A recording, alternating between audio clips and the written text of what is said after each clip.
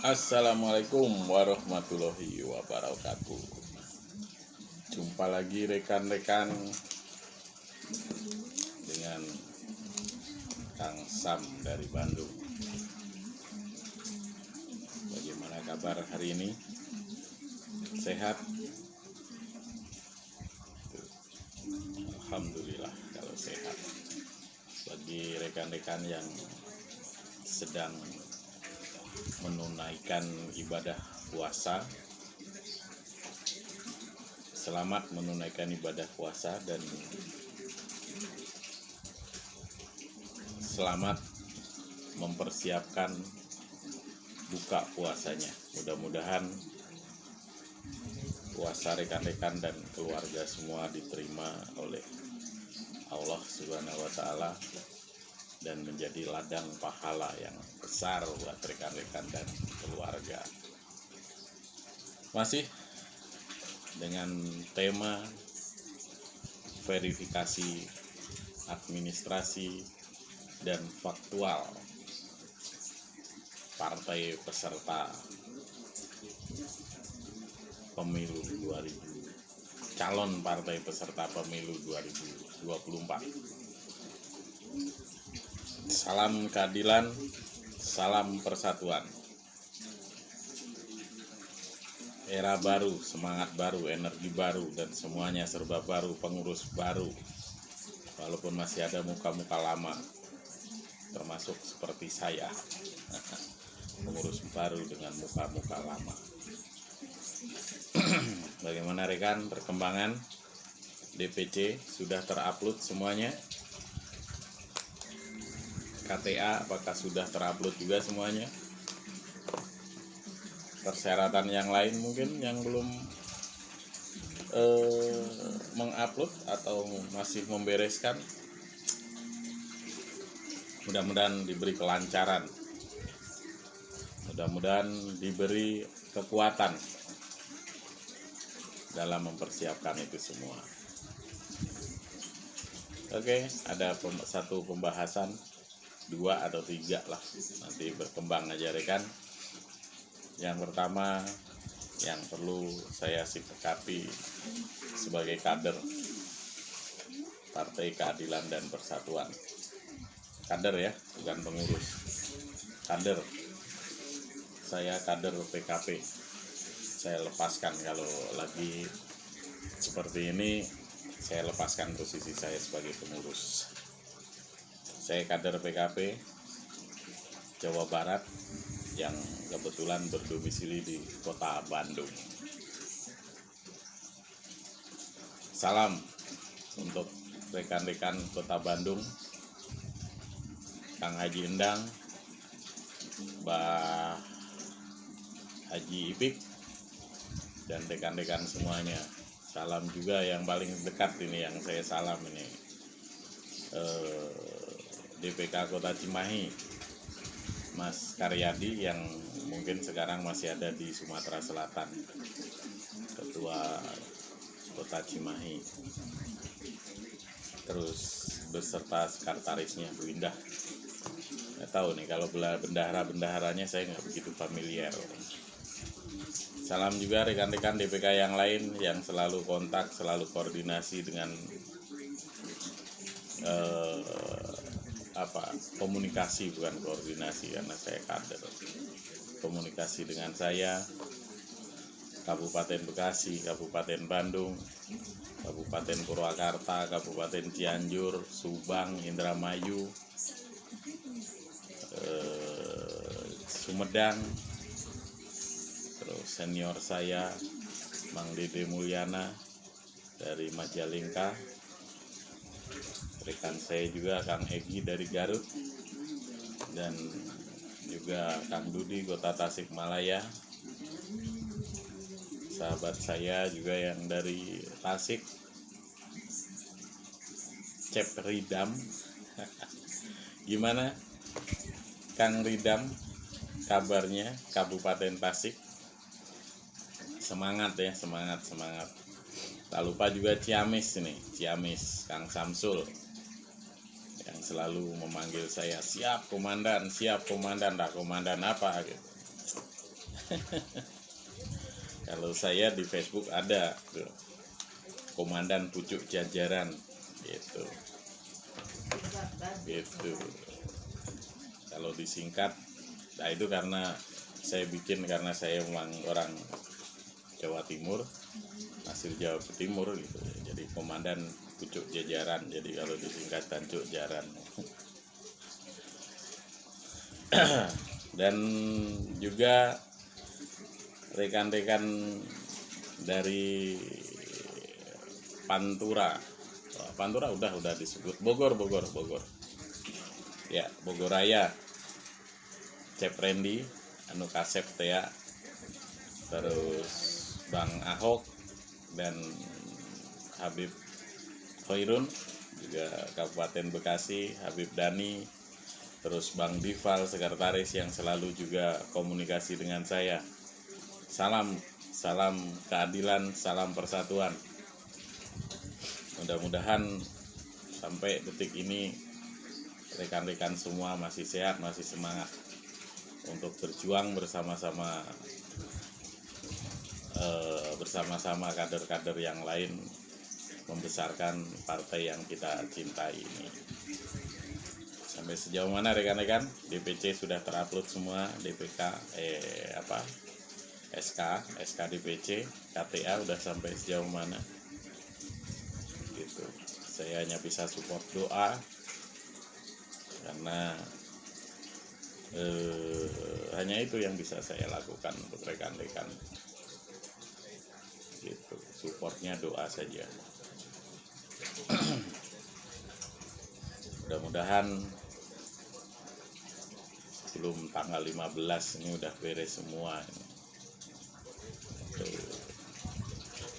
Jadi ada satu pembahasannya yang menggelitik sebenarnya, tapi ini karena faktor yang sangat situasional dan kondisional.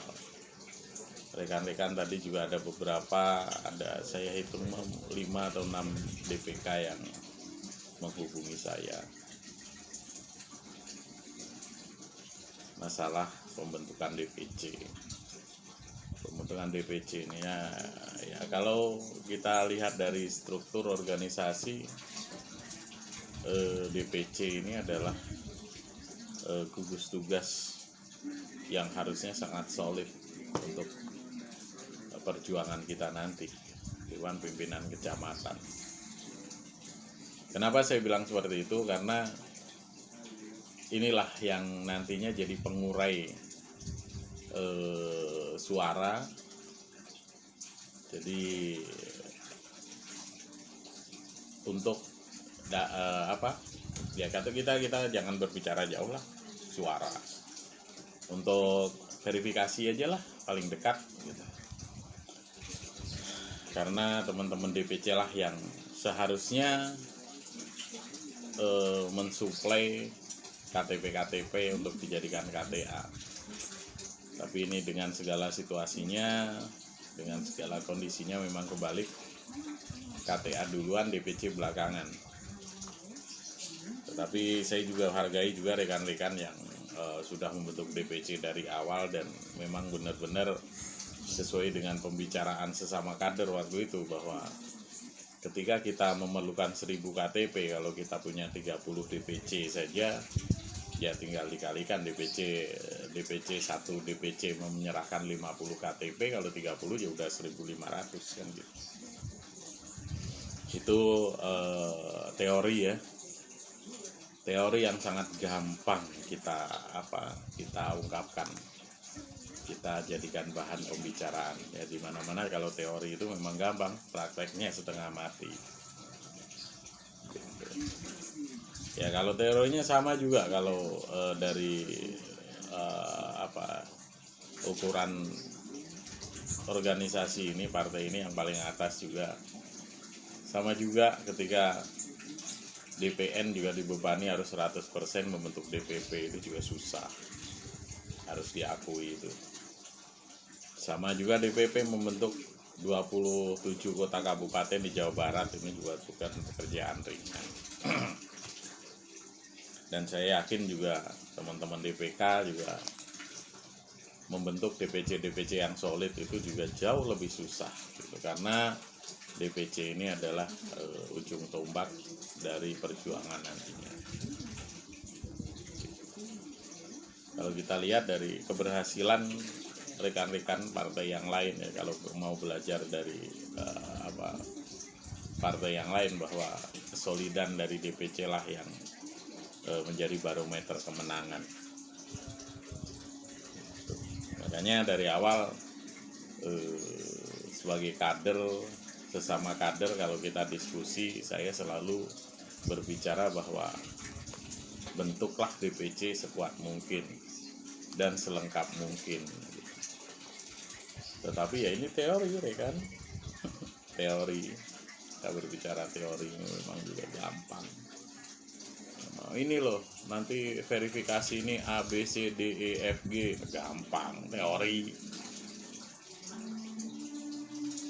Saya menjadi salah satu saksi bagaimana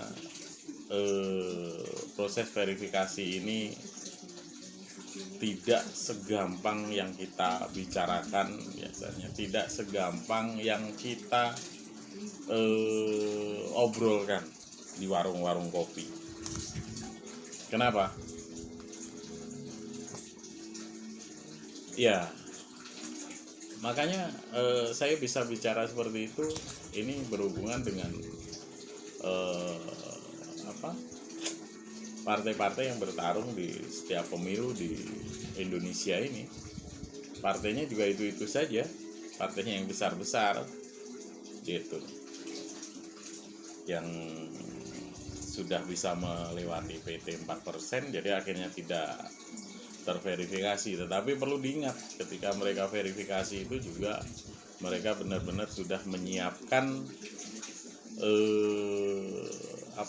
kelengkapan administrasi sampai tingkat DPC-nya dan KTA-nya ya dengan sangat bagus gitu. Nah, mudah-mudahan PKP juga seperti itu, menyiapkan perlengkapan verifikasi administrasi itu juga dengan sangat maksimal, sehingga kita benar-benar nanti bisa mengejar lolos menjadi partai yang bisa melewati PT 4%. Akhirnya nanti pemilu 2024 terus pemilu 2029 kita tidak usah mengikuti verifikasi lagi gitu.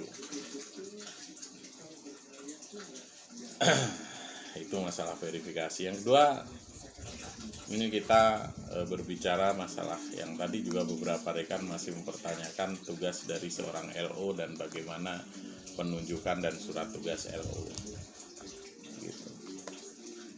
Surat tugas LO ini sebenarnya juga bisa dibilang bahwa surat mandat ya, yang harus ditandatangani oleh ketua dan sekretaris gitu. LO di tingkat DPN, DPP, DPK itu semuanya sama, ditandatangani ketua dan sekretaris. Dari di situ yang bunyi redaksinya kurang lebih begini: pada yang terhormat ketua KPUD kota kabupaten bla bla bla. Dengan ini ya jadi penegasan kami DPK atau DPP, PKP manalah gitu, untuk memudahkan komunikasi antara informasi dan komunikasi antara KPUD dan partai. Jadi menunjuk dengan ini menunjuk orang yang tersebut di bawah ini nama, terus jabatan di partai, nomor induk kependudukan, terus NPA dan alamat. Menugaskan yang tersebut di atas menjadi liaison officer atau LO di KPUD kota kabupaten itu, bla bla bla, seperti itu. Jadi intinya bahwa kita diberi LO ini benar-benar mendapatkan surat tugas untuk menjadi penghubung komunikator menggali informasi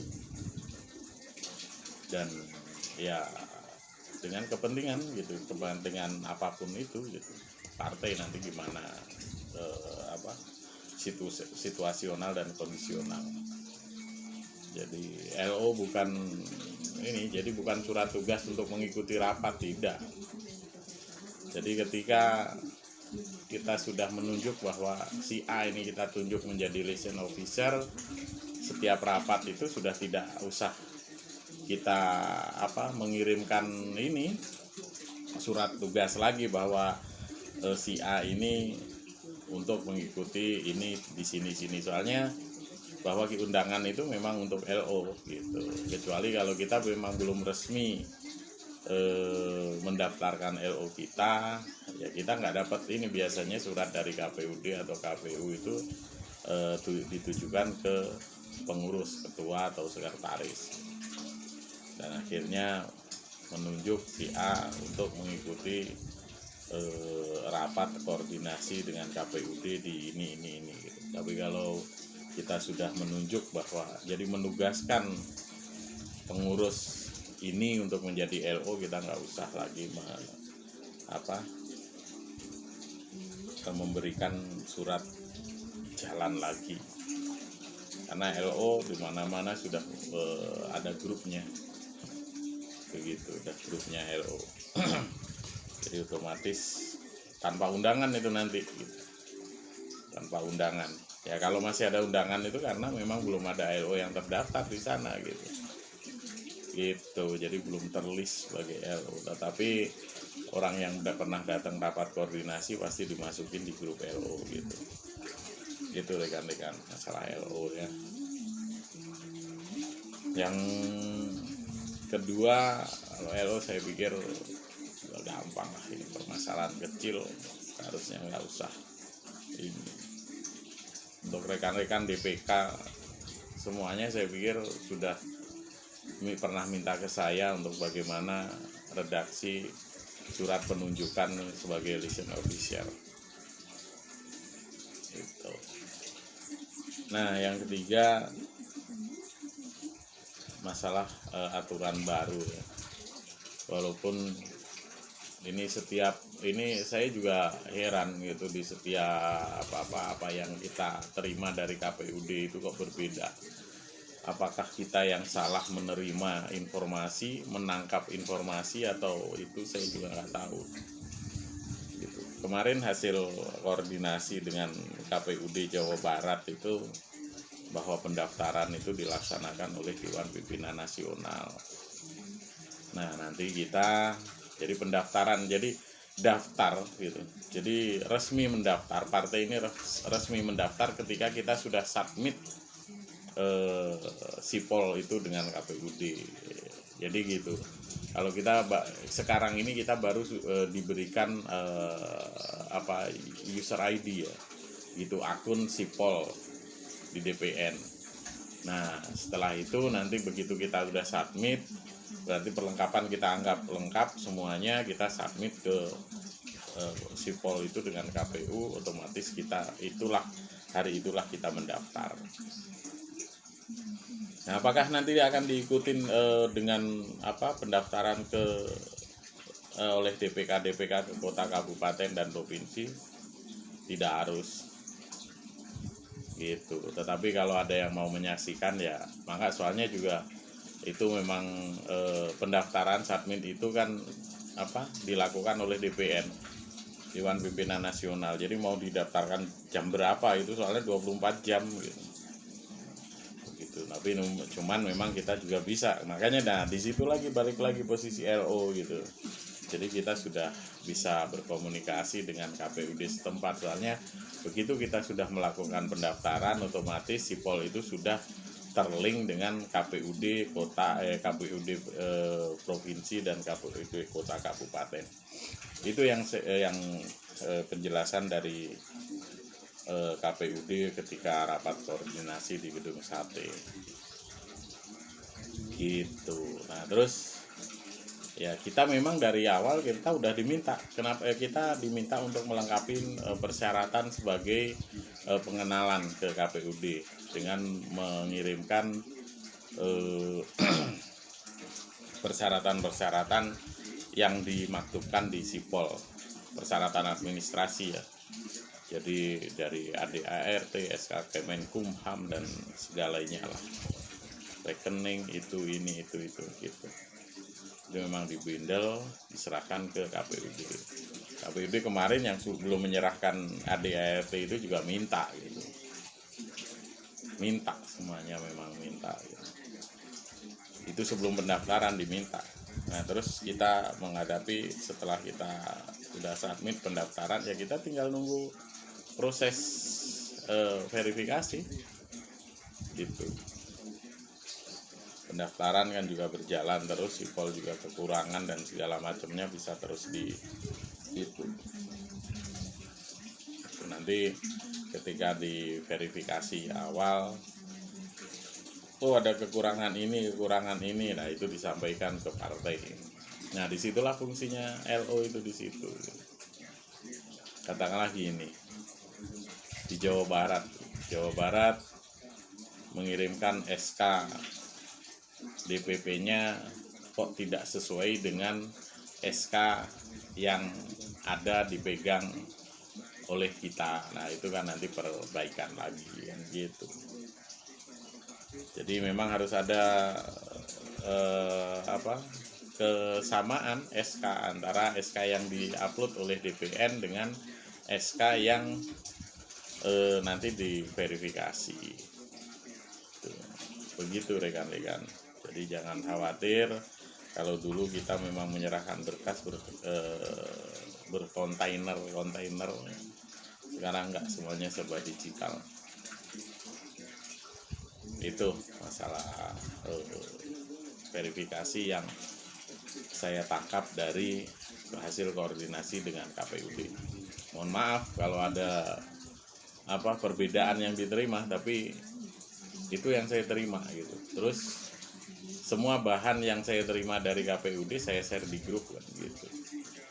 Jadi ya silahkan dipelajari untuk rekan-rekan tahapan verifikasi itu seperti apa gitu, kita udah tahu sendiri. Itu. Jadi sebenarnya juga tidak rumit, tidak susah kalau kita sudah bisa melengkapi persyaratan yang ada. Itu rekan-rekan sekelumit tentang persiapan verifikasi, tugas-tugas LO dan apalagi. Nah ini DPC. Ini masih hangat. Kemarin waktu hari Rabu kita ada Kota Bandung dapat kunjungan dari KPUD. Itu masih hangat, saya masih ingat. Sempat bertanya jawab dengan Ibu Suharti, Pak Ketua KPUD. DPC itu nggak diverifikasi, gitu. Jadi pokoknya mau persyaratan yang diverifikasi itu SK saja. Sudah ada SK 50% udah cukup, gitu. Itu dari Kota Bandung. Ya nggak tahu kalau dari yang lainnya ini, tapi saya yakin itu aturan itu PKPU itu kan sama. DPC pokoknya cukup dengan SK itu. Nah, terus KTA tetap 10%. Nanti mekanismenya bagaimana pengambilan 10%-nya ya kita serahkan ke KPU dan itu disaksikan oleh partai-partai yang lain semuanya. Tidak ada dusta di antara kita nanti. Terlepas dari itu nanti keberhasilan verifikasi ini yang terverifikasi berapa ya itu harus kita terima. Setelah itu baru ada perubahan, kita diberi kesempatan kok untuk perubahan dan intinya komunikasi, ngobrol dengan KPUD begitu. Dan memang untuk ke kota kabupaten ini KPUD juga sudah mulai turun verifikasi awal ya, kalau boleh disebut verifikasi awal ya verifikasi awal gitu. Kenapa saya sebut gitu? karena biar tujuannya memang untuk memudahkan nanti ketika pas verifikasi tidak susah gitu. Makanya tidak susah untuk mencari sekretariat DPK ini di mana gitu. Makanya udah verifikasi awal, tempat, lokasi gitu. Dan itu akan dilakukan oleh KPUD.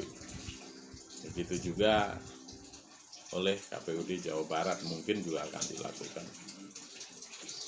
Itu. Jadi sebenarnya kalau tahapan verifikasi seperti apa itu sudah ada di aturannya. Jadi kita nggak usah nanya-nanya lagi ke KPU sebenarnya kalau kita membacanya, mau membaca. Tapi kalau rekan-rekan nggak mau membaca ya bingung, ini apa sih yang diverifikasi, bagaimana sih verifikasi, sampai sejauh mana sih verifikasi, siapa saja yang diverifikasi. Nah gitu, seperti itu gitu rekan-rekan. Jadi ya intinya balik lagi ke rekan-rekan, mau menempuh jalan seperti apa ya kita serahkan sepenuhnya ke rekan-rekan. Itu mungkin sudah 26 menit ya. Kita ngobrol, nanti insya Allah lah kedepannya saya akan mengundang rekan-rekan DPK yang dekat, kebetulan main ke rumah, yuk kita ngobrol tentang partai ini. Gitu, mohon maaf hari ini saya pakai baju hitam, kaos hitam, berkabung.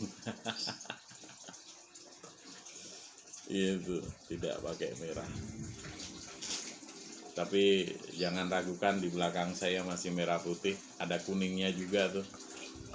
Gitu. Jadi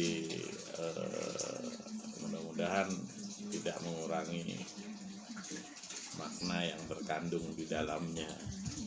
Kita tetap PKP, kita tetap solid apapun yang terjadi, terus konsolidasi, terus koordinasi, terus komunikasi gitu. Tidak menyelesaikan tahapan verifikasi ini tidak cukup hanya berbicara di grup. Kita harus discuss, kita harus diskusi, kita harus tukar pendapat. Mudah-mudahan nanti ada waktunya setelah teman-teman menyelesaikan tahapan pertama, yaitu upload DPC dan DPK, saya insya Allah nanti bersama rekan-rekan pengurus yang lain akan bersilaturahmi ke DPK dalam rangka koordinasi untuk persiapan verifikasi. Begitu rekan-rekan, mohon maaf kalau ada salah-salah kata, salah informasi, dan ada yang salah paham. Banyak orang salah paham itu. Soalnya ya rambut boleh merah, muka boleh coklat, tetapi apa yang ada di pikiran kita, tujuan, maksud itu pasti berbeda. Kita hanya punya satu sebenarnya yang sama, itu kepentingan kita adalah PKP menang. Nah, apakah kepentingan untuk PKP menang ini bisa menyatukan dari perbedaan-perbedaan itu? Ya kembali lagi ke kita, rekan-rekan maunya seperti apa. Kalau masih tidak percaya, tidak ada trust di antara kita, ya susah gitu. Saling curiga, masih ini, masih itu, saya yakin juga susah. Oke rekan-rekan, selamat berbuka puasa untuk rekan-rekan yang menunaikan ibadah puasa. Ayo saya tutup dengan asap rokok, ngepulnya asap rokok. Salam buat rekan-rekan, tetap semangat, tetap fokus. Intinya jangan ada dusta di antara kita. Terima kasih. Wassalamualaikum warahmatullahi wabarakatuh.